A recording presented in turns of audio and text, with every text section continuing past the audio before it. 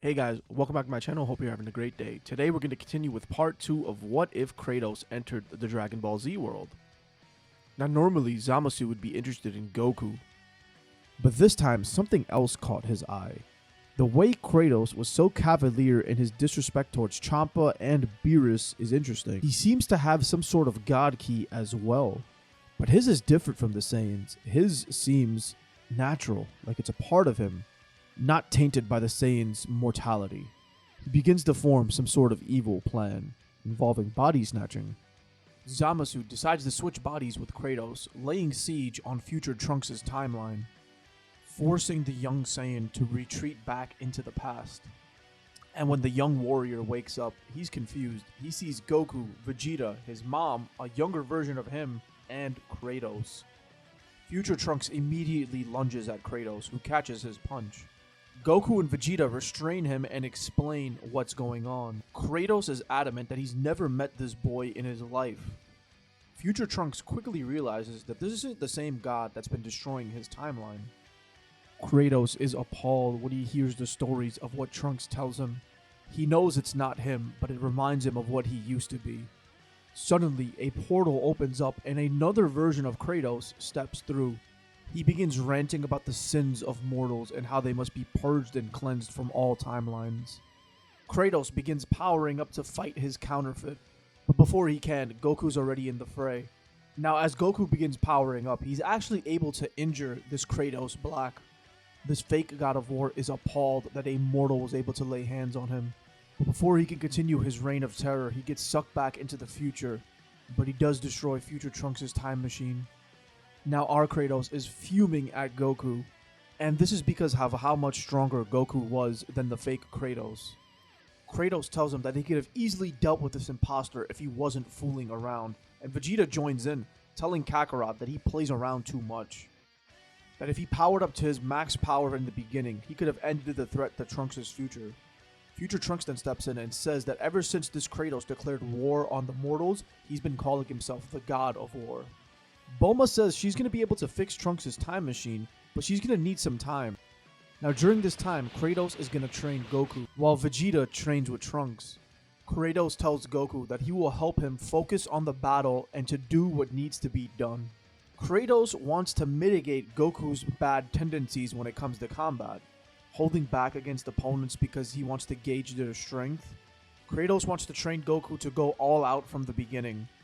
Now Bulma finishes the time machine, and before they take off, Kratos brings in Goten, Trunks, Atreus, and Mimir, and he tells Mimir that if they fail, these boys are the next line of defense, that they must keep up their training and keep their wits about them if they're going to win the battle ahead. Mimir and the three boys acknowledge this. They immediately get to work. Kratos, Goku, Vegeta, and Future Trunks all go to the future. Shout out to Bulma for building a bigger time machine. When they land, Kratos and Vegeta have no patience. They immediately flare their ki, signaling where they are. God of War Kratos arrives, and he doesn't even get to say a word. Vegeta and Kratos are on him. The two warriors, going all out immediately, begin to push this imposter back. And right when they're about to finish him, God of War Kratos unleashes his ultimate technique. A Spartan Rage amplified by all kinds of divine god ki. Now our Kratos immediately understands what kind of broken power he's dealing with. It's the same thing as the Blade of Olympus, except this time the blade is this imposter's body. Kratos Black one-shots Vegeta and Kratos. Future Trunks and Goku try to step in to help, but they're interrupted by somebody else, Zamasu. He partners up with Kratos Black, and the two of them begin to monologue about their hatred for mortals. And while this is happening, Vegeta and Kratos regain consciousness. Trunks and Goku have had enough of these speeches. They blitz Zamasu, taking him out with relative ease. They make their way to the God of War Kratos, but suddenly Zamasu reemerges. He laughs at how feeble-minded mortals are, that he is an immortal, he cannot be destroyed. Kratos and Vegeta continue to get angrier and angrier, powering up to their max power once again.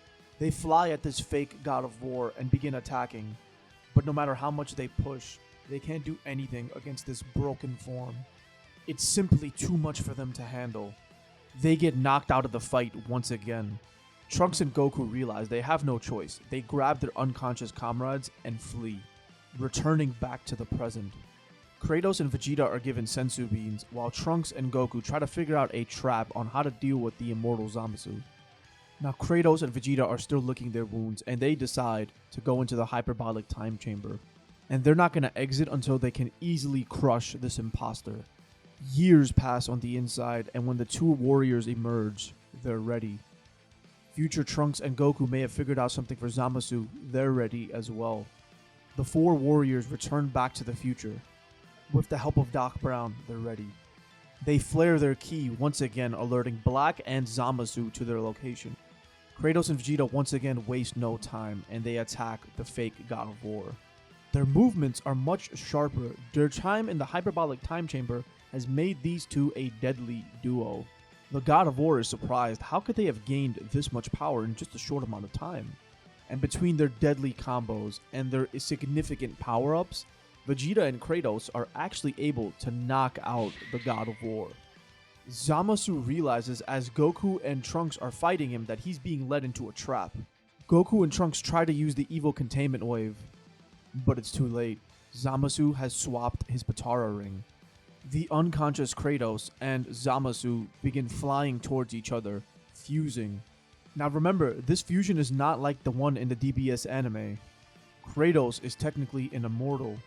Gowasu and Shin arrive just in time to witness the birth of this nightmare. Kratos is quick to suggest to Vegeta that they do the same technique. But the Kais warn that since Kratos is immortal, the fusion would be permanent. The Kai suggest for Vegeta and Goku to fuse. Vegito is born, and Kratos tells him that he will back up his every move. He's not out of this fight. He then looks at Trunks and tells him, boy, that he must be the one to deliver the final blow to this demon. He tells him to focus all of his life essence into his sword hilt. Just like what Kratos did with the Blade of Olympus, Trunks begins empowering this sword with every single fiber of his being. His rage, his hope, his fear. Everything must go into this blade, says Kratos, telling Trunks to strike when the moment is right. Vegito goes into Super Saiyan Blue while Kratos activates his Spartan Rage. The two fly at the entity in front of them. The fused Zamasu's voice booms as he says they're flying towards their death. Kratos says death can have him when it earns him. The fused Saiyan and the Spartan begin attacking. Zamasu's powers and his attacks are unfathomable, but the two warriors are adamant in cutting through his defenses.